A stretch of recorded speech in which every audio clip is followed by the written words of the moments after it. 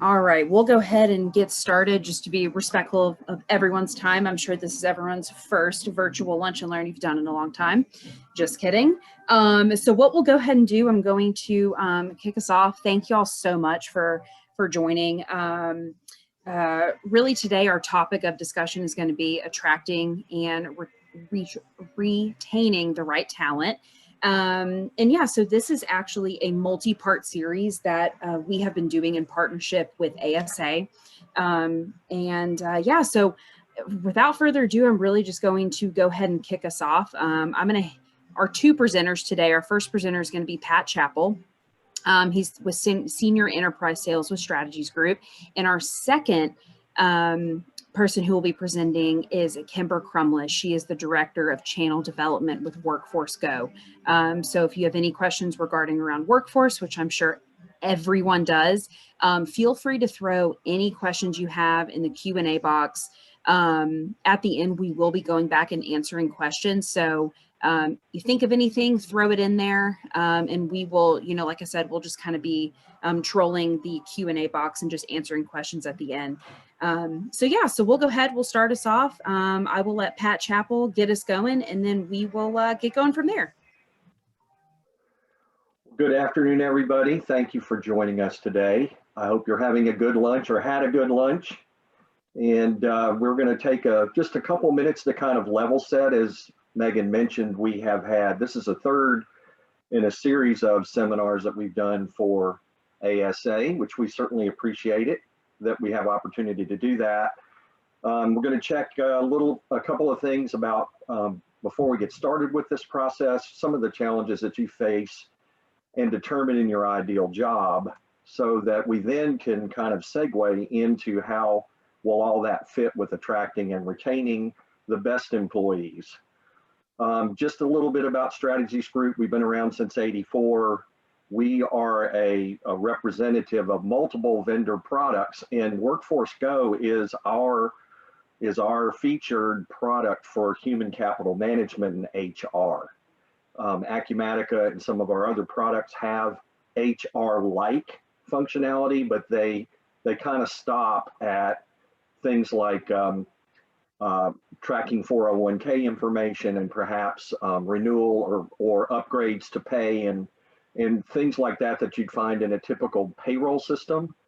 That's very much lacking these days with the influx of tools that are available now for finding the right talent and keeping them. So we're going to feature them, and Kimber's going to jump in just a second.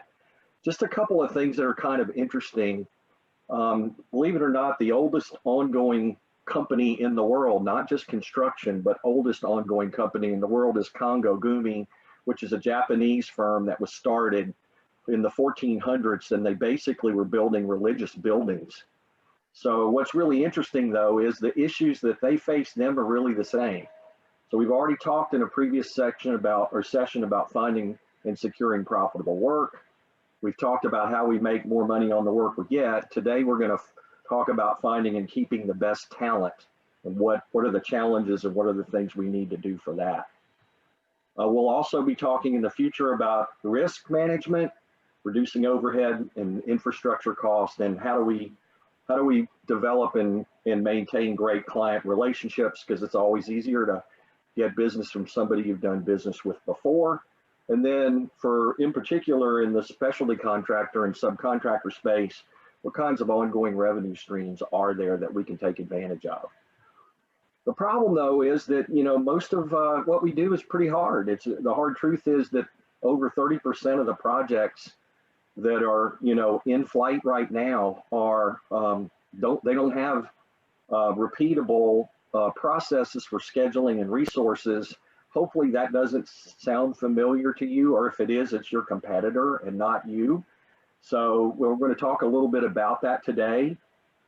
We've all gotten smacked in the face with COVID, but even before that, what we do is tough. And one of the recurring things we hear over and over again is not only is what we do difficult, but our labor, finding those right people, growing that part of our business is extremely difficult. So what can we do about that? We got to get away from the every job is a work of art syndrome. There are processes and procedures that you can do to replicate what you do that are best practices.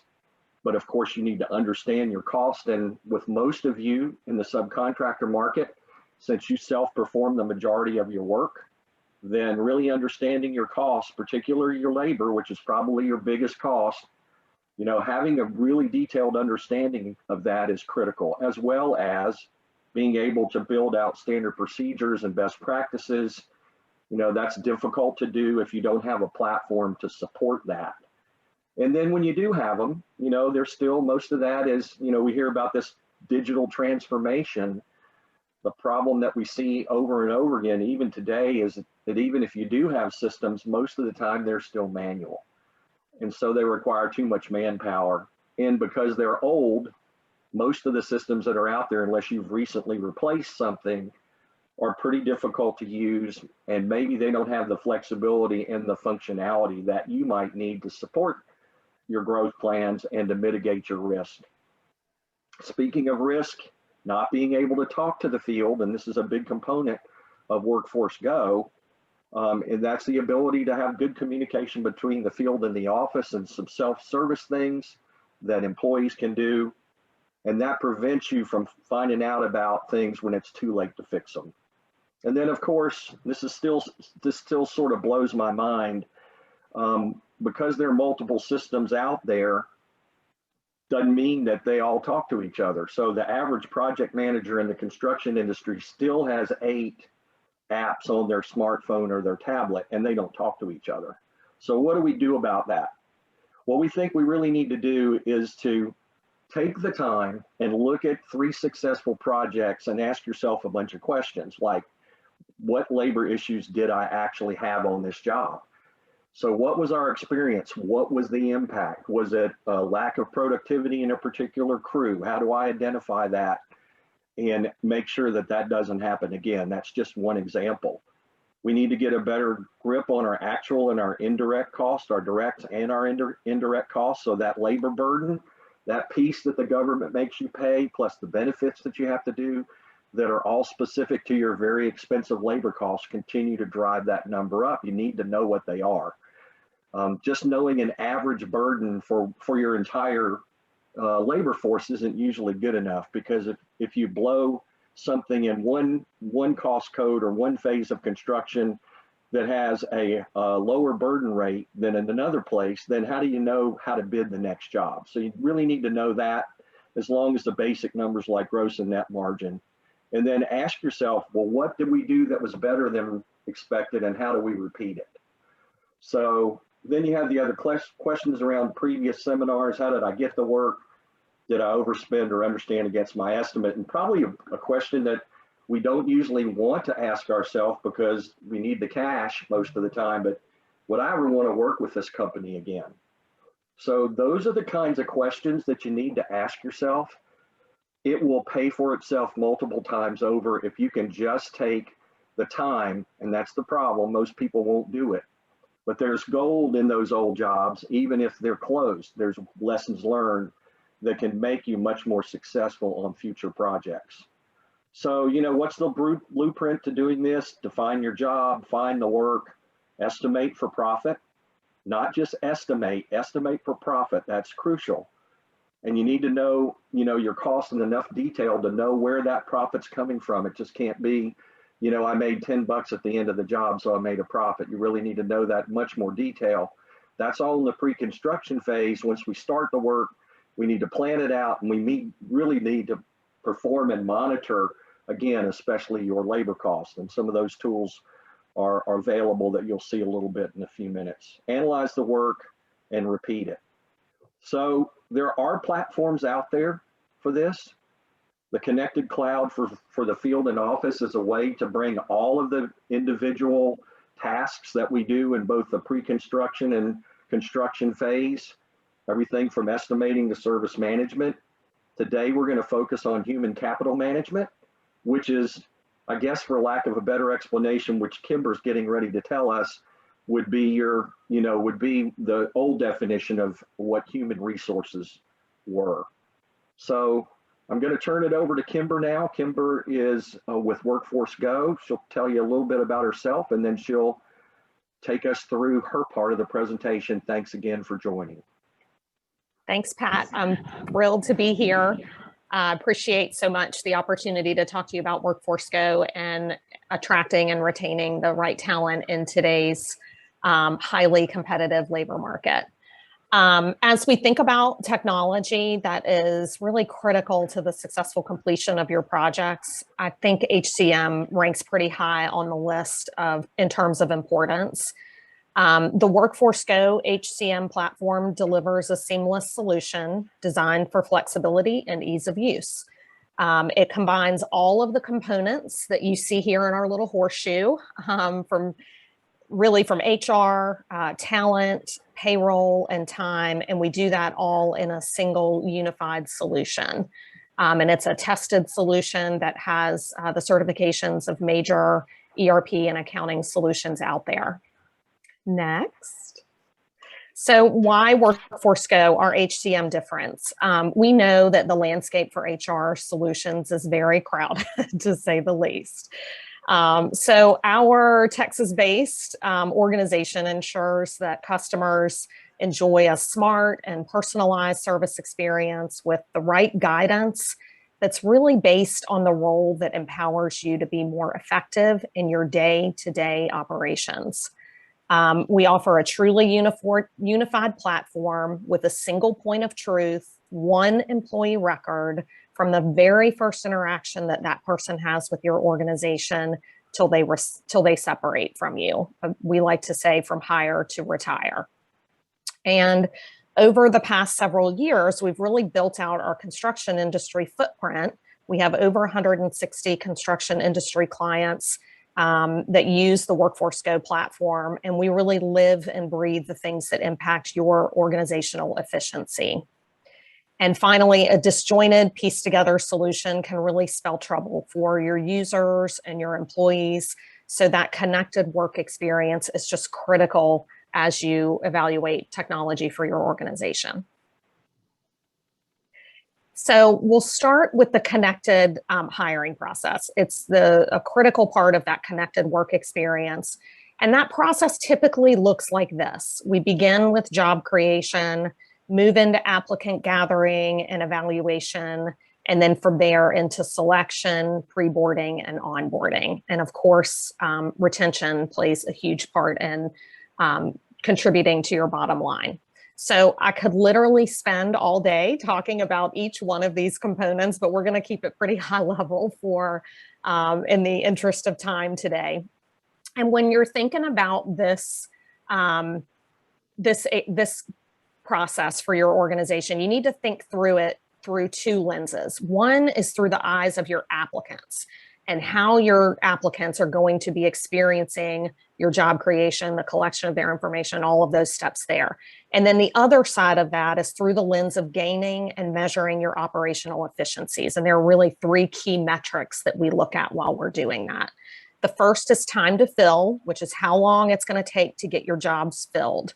That's from the time that the job is open to the time that it's closed. And then we have the time to hire.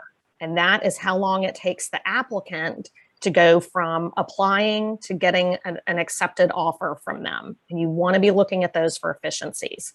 And then hiring velocity is the third, and that's really your throughput, the percent of jobs that are filled on time.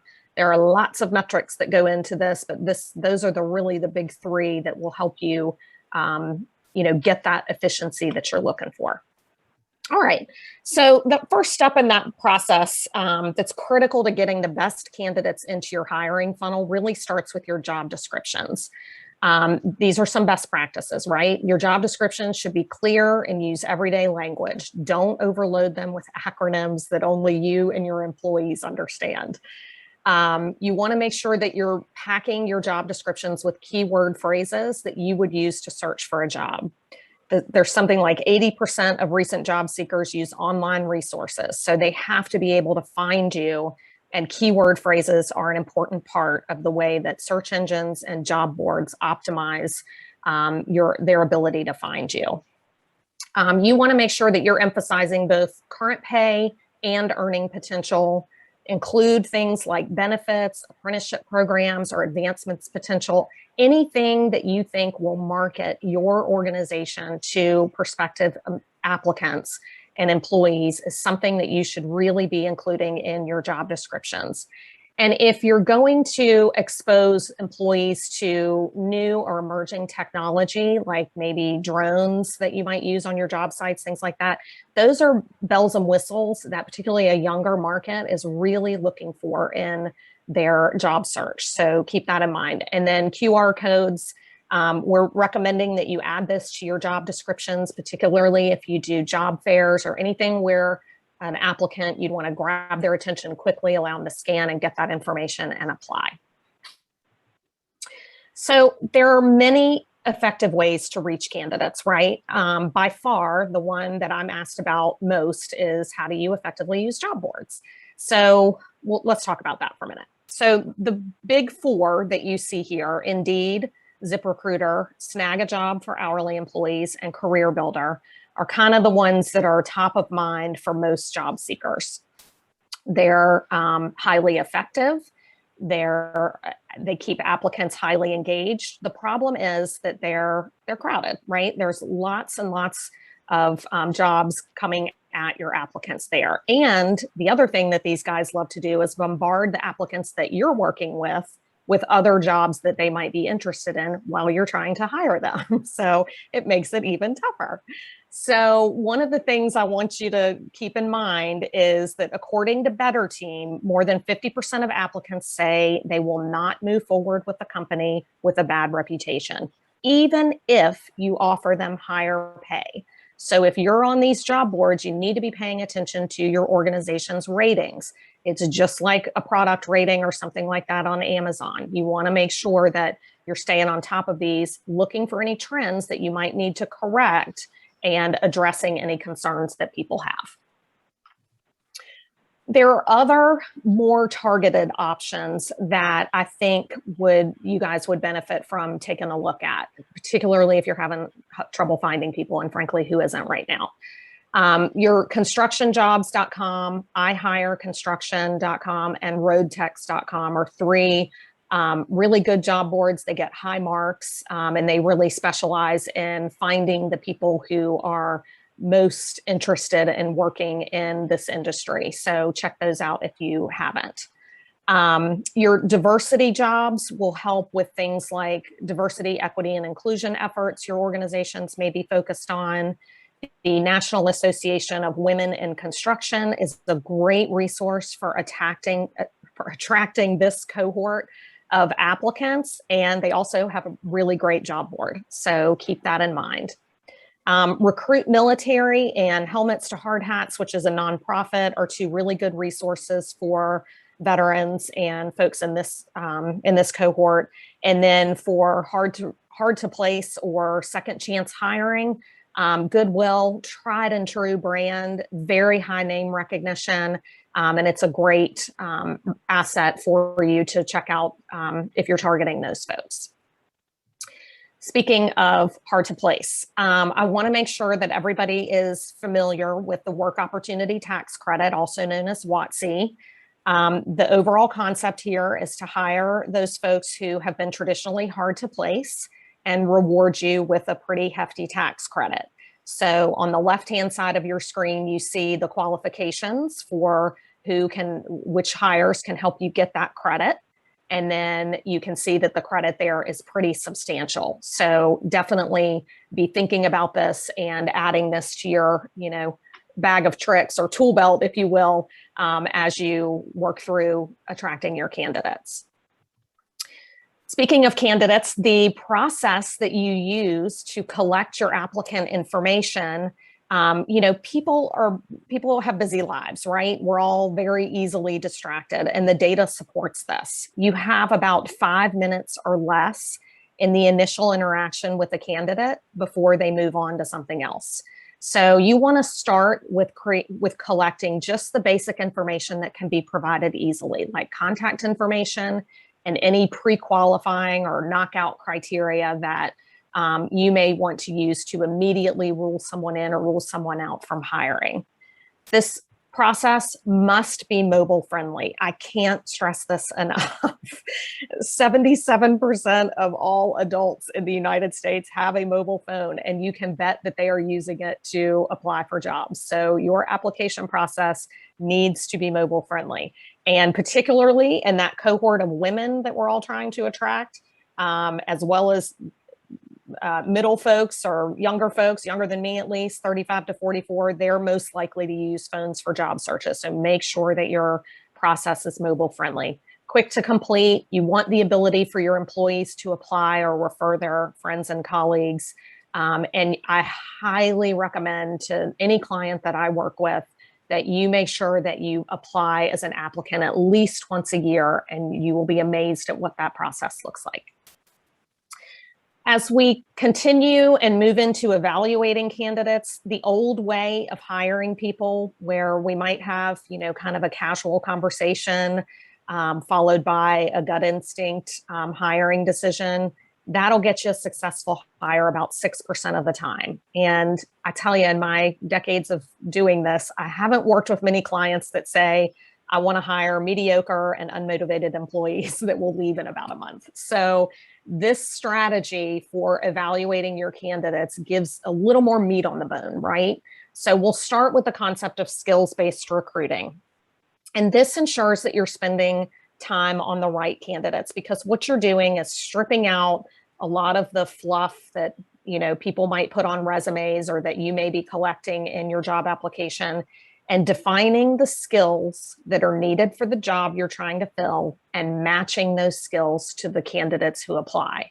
And when you do that and you validate it with assessments to help ensure that those skills are, actually there and that they're a fit for your organization, you can move into a more productive interview, which I highly recommend that you use behavioral interviewing techniques. This is where you're asking questions about, give me an example of when you have overcome a challenge, and not how would you handle this type of challenging situation hypothetically. It's just an interviewing mindset that draws on the experience of your candidates. And one more thing about interviews, don't take for granted that your supervisors and managers know how to conduct an interview. We all need training in this area, so make sure that you're paying attention to that. And finally, scoring. You have to use objective metrics to evaluate your candidates, and a scoring mechanism to score the application answers that you get, the way that these folks do with their skills or with their interviews or phone screen questions. Those are all extremely important, particularly for those of you out there with federal contracts and who need to maintain OFCCP compliance. You have to have that objective metric mechanism in place. Next, we move into pre-boarding, and pre-boarding refers to the time frame between when an offer is accepted and the start date of the employee, and many employers ignore this crucial time period. So here are some best practices. It can be a very stressful time for candidates, some of whom may be working in other jobs that they're trying to transition out of. 81% of new employees say they want to receive information about their new job during this time. So let's give it to them. Let's personalize this experience to the role that they're coming into play, and really encourage your supervisors and coworkers to reach out during this time to keep this person engaged and moving forward with getting into your organization. That communication should occur about 1 to 2 times a week, and you want to be clear about any expectations and the need for screening, turnaround time, where they need to go, give them some time to adjust, because again, they may still be on the clock at another job. Finally, we move into onboarding. Starting a new job is like visiting a foreign country. Everything's unfamiliar, and we can't rely on previous relationships, routines, or assumptions. I love this quote because it very accurately describes what it's like to be a new employee. It's disorienting, it's awkward, it can be very difficult for some people to go through that transition. Do you know that only 12% of employees agree that their company has done a good job or does a good job with onboarding new employees? I mean, only 12%. So what does good look like? Well, communication, again, is key. Pat mentioned this at the beginning.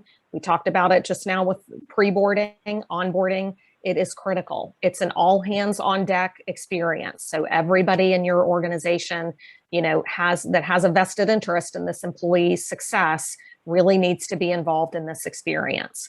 Be sure to share your company culture, not just one time. This is something that in order to feel a part of a community, people need to hear it and experience it over and over. Roll out that welcome mat. Make sure that people know, where to park, what to do when they get there, who they're going to be meeting with, what they should be doing for lunch, things like that a seasoned employee may take for granted. For new folks, this is really, a tough time. So make sure that that's easy for them.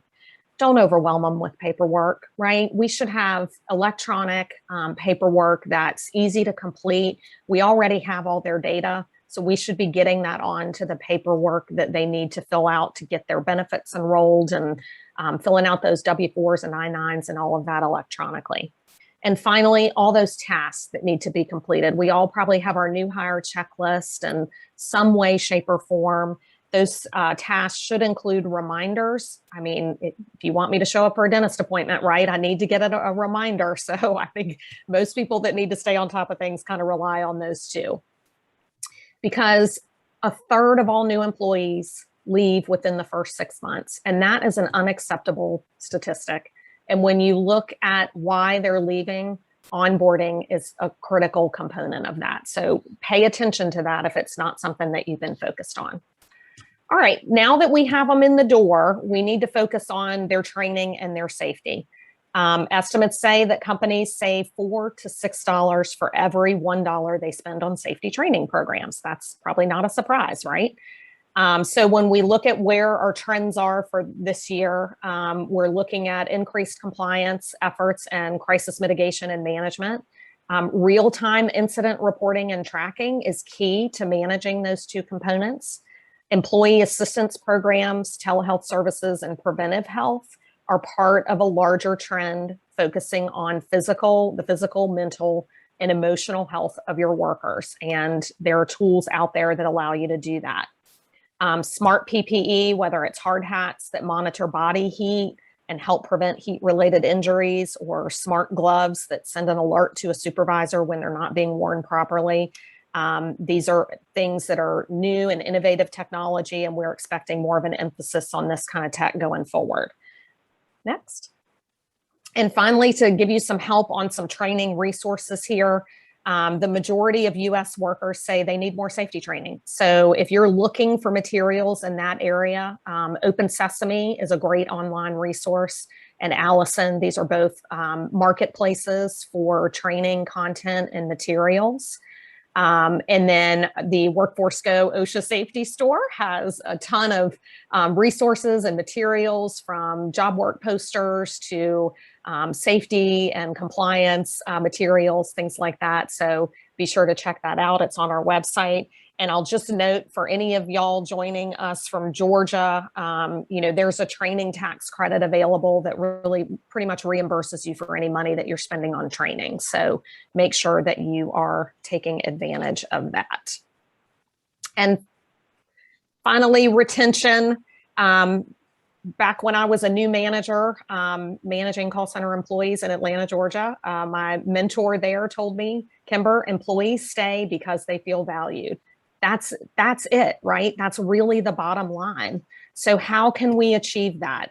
We can make sure that our compensation meets and exceeds their expectations. We can provide timely feedback instead of yearly reviews. Nobody wants to get a performance review where they're receiving feedback that is a surprise to them. So make sure that you can, get that feedback in and provided in a timely manner. Achievements should be celebrated. Everybody wants this, and you want to feel valued, and your achievements are a big part of that. The overall wellness of workers is a focus, and that is one of the things that employees say makes them feel valued. And finally, coworker compatibility, going back to those assessments, making sure that you're hiring the right fit. That's a big factor in employee retention. And it's really not a one size fits all approach, right? So when we look at different cohorts of workers, and the Pew Center does a fantastic job of researching this kind of stuff. They find that older workers value and older, sorry, Pat, you and I fall into this group, 40 and older, we value job security, contribution to our workplace, a sense of belonging, and a job well done. Whereas younger workers value freedom, flexibility, a sense of purpose, and an impact on the greater good. So when you're looking at different groups of people and what they need to feel valued and stay, really look at the different groups and the different characteristics and attributes, and you can focus your employee retention efforts on that. All right. It's really, really difficult to achieve these best practices without having the right technology in place. You really need to look for a solution that can work with and maximize and optimize the resources that you already have. Most organizations cannot hire a new team of resources, dedicated to maintaining a solution. And we recognize that. Next, you need to leverage a modern solution. A fragmented solution with manual processes and workarounds won't get you there. A modern solution will help eliminate tedious work, reduce compliance risk, and help you gain insight into organizational effectiveness. And remember those 8 apps on an average supervisor's phone that Pat mentioned? A modern solution that is, cohesive should help mitigate that. And finally, we want to hire and retain the best, because that will impact your bottom line and help you achieve the goals of what good looks like that Pat covered at the beginning of our presentation. So keep these things in mind. With that, I'm keeping an eye on time. So I want to turn it back over to Pat and Megan for any questions that may have come in. And just a reminder, if you have questions, type those into the Q&A or the chat box, and we'll be happy to address them. Awesome. Thank you so much, Kimber and Pat. And what we'll go ahead and do is I'm going to go ahead and Vernon Thomas with ASA just joined. And I'm going to let him say a few words about ASA in case nobody knows about it. And then after that, we will jump right into Q&A. So Vernon, I'll hand it over to you for a quick word.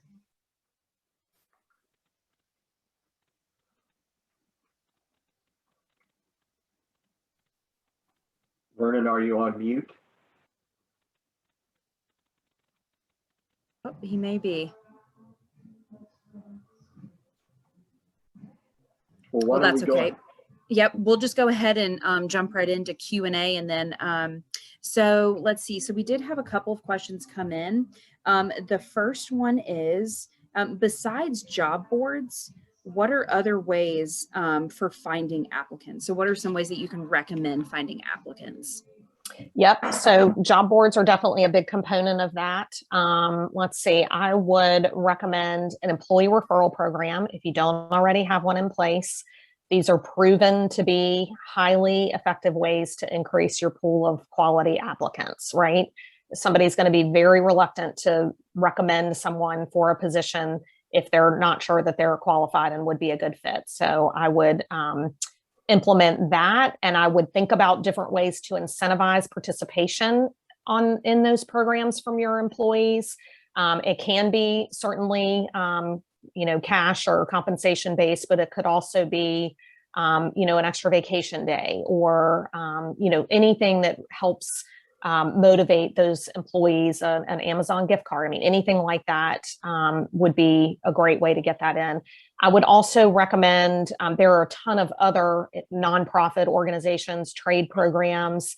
Micro Works Foundation is one that comes to mind for me, but there are many, many others out there.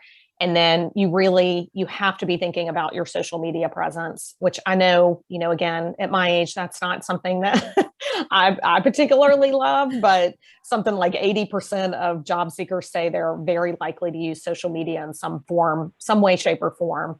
And that number is even higher if you're younger. So I would think about those 3 things and to really focus on outside of just the job boards. Great question. Perfect. And then I guess kind of segueing into that and hiring, what are some, so I know that obviously there are a lot of staffing agencies out there, but do you recommend using staffing agencies or outsourcing your hiring? Yeah, I mean, I do, but I would mainly focus on using those outsourced or staffing agencies for targeted hires. Like there are several firms that specialize in placing people in finance. So if you need a controller or maybe even an estimator, work with a staffing firm that specializes in that area and maintains relationships that could be a good source of candidates for you. The drawback to these folks is that they're very expensive. So you just want to make sure that you weigh the ROI of, partnering with an agency like that. But I think there are times when it's cost justifiable, and particularly when it's for a targeted hire. I think it's a good option. Perfect. And so I know kind of a lot of questions that people do tend to ask, and a lot of questions that we get, especially when companies are going over into, potentially new software programs or whatever it is. So talking about the WOTC tax credit. So I know it's a lot of paperwork, but how would a company go about managing that? Yeah.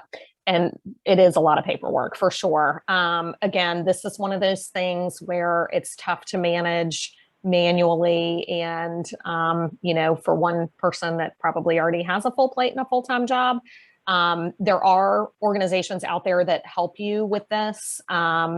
We recommend a company called Hire Credit. They're very good at what they do. There are others out there as well. You can go to our website and find more information on them, but you can also Google search WOTC administrators, and you'll find plenty out there. But yeah, that's probably one where I would recommend getting some assistance. Make sure you maximize that tax credit. Definitely. And lastly, so last question came in. It said, what impact do you think the legislation will have on hiring and retaining employees? Right. I know, right? Yeah. Boy, that's a loaded question, right? So, I mean, legislative updates keep us pretty busy at Workforce Go. Whether it was the ACA or more recently, the COVID Relief Act and ARPA. I mean, we're constantly on the lookout for legislative changes at the state and federal level. And we have our team of folks that are, pouring through that legislation and, making sure that we're updating employee profiles accordingly, and helping file the right tax forms and things like that. Currently, we're keeping an eye on the progress of this infrastructure bill, right? So if that passes, we expect that it will include impacts to the construction industry. It will likely include transportation, water, sewer, broadband, buildings, and probably many other things, particularly for anybody that's union shop, or again, those federal contractors.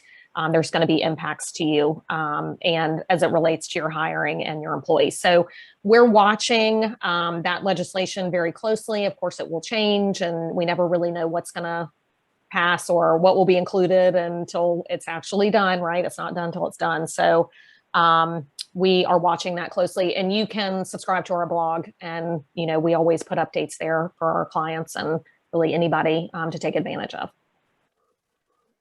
Perfect. I have a quick question if there are no other questions. Yeah, go for it, Pat. So in working with lots of our subcontractor clients, obviously they have a lot more full-time employees than our general contractors and our construction managers. And I guess this is a question that's based on, maybe the number of benefits, the type of benefits that are offered. But it seems like I start getting lots of calls about this type of product when we get to around 35 to 40 employees. And at a certain point after that, somebody that might have been the payroll person is now spending more than half of their day on HR issues. Is there sort of do you all have a band or sort of a range of where it starts to make sense to really add? I mean, you can always add the automation at any time and get a lift, but do you have some sort of rules of thumb? Because, when you start talking about adding an FTE just to do this manually, it's starting to get pretty expensive. So do you have any guidance along those lines? Yeah, definitely. So, really any organization that is working, has a field workforce, can benefit from the mobile solutions and time and labor and that kind of thing. But where you really start to feel the pain, it's hard to manage growth. It's hard to manage all the in and out and the paperwork. Really kind of sets in at right around 50 employees. When you get up to, 70, approaching 100, it's almost impossible. It really, really gets tough to manage it without a system in place. And so, yeah, that's kind of our sweet spot for when our phone starts ringing. Thank you. Yeah. Anything else? I don't think so. And that is fine. We are kind of right on time. So what we'll go ahead and do, we'll go ahead and wrap this up. Thank you all so very much. And like I said, and like, Kimber has said too, so this is recorded. So we will be sharing the recording next week. And if you have any questions, Pat's email is there. And you can, obviously find Kimber and I and email us as well. So other than that, we'll go ahead and wrap it up. And yeah, I hope everyone has a great rest of the day, and we will be sharing this next week. So everyone have a great rest of the day. Thank you so much. Thank you all. Bye, everyone. Bye-bye.